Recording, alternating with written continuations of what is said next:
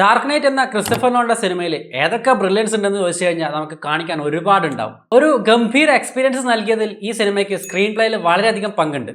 Joker ആയാലും Batman ആയാലും Harvey dent ആയാലും അങ്ങനെ ഓരോ ക്യാരക്ടറിനും ഒന്നിനൊന്ന് മെച്ചാണ്. ഇതുപോലൊക്കെ സിനിമ എഴുതാൻ അല്ലെങ്കിൽ ഇതുപോലത്തെ ഒരു കഥ എഴുതാൻ നിങ്ങളെ കൊണ്ട് പറ്റുമോ? വെൽക്കം ടു തംജി where you can learn film making every day.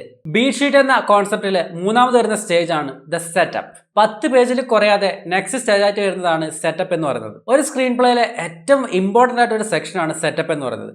അതായത് നമ്മുടെ ഓഡിയൻസിന് ആദ്യത്തെ ഒരു 10 മിനിറ്റ് കൊണ്ട് എൻഗേജ് ചെയ്തിരുത്തണോ അല്ലെങ്കിൽ ബോറടിപ്പിക്കുന്ന രീതിയിൽ കൊണ്ടുപോകണോ, ഇതൊക്കെ ഡിസൈഡ് ചെയ്യുന്നത് നമ്മളുടെ സെറ്റപ്പിന്റെ ബേസിലാണ്.